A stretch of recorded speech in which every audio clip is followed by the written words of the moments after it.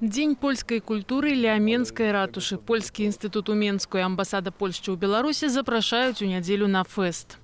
Сардeczna zapraszają Was na Dzień Polszczy u Mińsku u niedzielę 5 żniwnia kalia ratuszy. Rozpoczynajemy o 13 godzinie. My podrychtowali szmat zabaw, koncerty, kulinarne show, prezentacji polskich wyższych nauczalnych ustanów i mownych szkół, wystawy, show ulicznego teatra. Wieczorem wystąpiać zorki polskiej muzyki, jazz band Młynarski Masecki i Motion Trio. Żadaję pokazać współczesną Polskę, polską kulturę, tradycje, ale tak samo i współczesność. My zjawiamy się sąsiadami i u nas jest możliwość poznajomić się bliżej. Sustrzeniemy się u niedzielę na Dnie Polszczy, na Płoszczy Swobody. Романтычныя краявіды, караблі, марскія хвалі. У Беларускім нацыянальным мастацкім музеі завяршаецца выстава «Айвазоўскі і марыністы». Летась працы Івана Айвазоўскага ўжо экспанаваліся ў мастацкім музеі, але на просьбу наведнікаў папулярную выставу паўтарылі. У музейнай экспазіцыі 13 палотнаў знакамітага творцы і яшчэ 50 карцінаў мастакоў-марыністаў 19 стагоддзя. Людзі прыходзяць, конечно ж, толькі на Айвазоўскага. Яны не ведаюць астатніх марыністаў, хаця сярод іх ёсць і выдатныя імёны.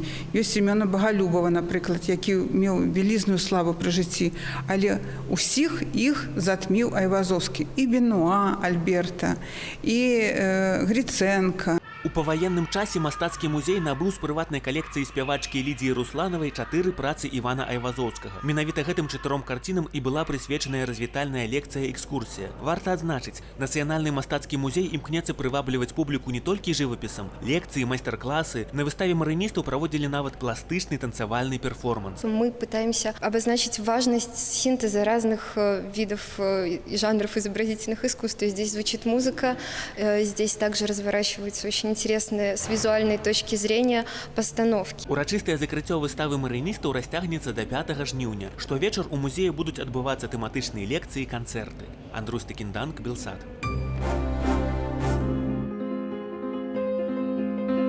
Зняць кароткае відэа і выйграць экшн-камеру заахвочваюць у цэнтры гарадскіх ініцыятываў. Фестываль аматарскіх фільмаў словы праходзіць у Магілёве другі раз. Прыём заявак на конкурс скончыцца 10 жніўня. Основная цель – это сподвигнуть людей к творчеству. Фестиваль называется «Словы», то есть слова, а слова – это как бы такие кирпичики, из которых состоит все в нашей жизни. Конкурсная праца можа быць выкананая ў якім заўгодна жанры, на любым абсталяванні. Адзінае абмежаванне – хронометраж, не больш за 5 хвілінаў. Даслаць сваю працу можна на электронную пошту.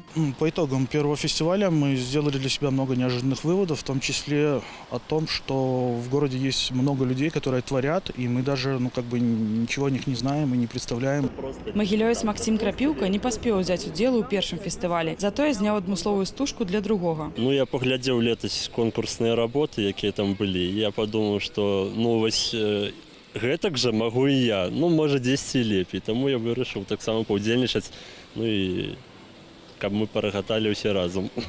Для сваіх сацыяльных сетак Максим зняў шэраг цікавых відэа на вершы беларускіх пісьменнікаў. Як хобі, выключна аматарскі ўзровень. Я не сказаў бы, што я прафесіянал ці там на нешта прэтэндую, просто так для сябе. І людзям паказаць. За першае месца на фестывалі словы абяцаюць экшн-камеру, якая прызначаная для здымак ва ўмовах руху. Фінальная імпрэза фестывалю з праглядам найлепшых працаў і ўзнагароджваннем пераможцаў адбудзецца ў фармаце кіно на вольным паветры. Вольга Васильева, Магілёў. Сінтэз жывапісу і чаканкі ў стылі сацрэалізму. Так акрэсліваюць мастацтвазнаўцы працы Іосіфа Мілейша за лаканічныя формы і пругкія лініі. Выстава мастака, якога ўжо 13 гадоў няма сярод жывых, адкрылася ў Гомельскім палацы Румянцевых і Паскевічаў. Вот вы видите пейзаж летний. Деревья не выглядят так, на самом деле. Это образ дерева.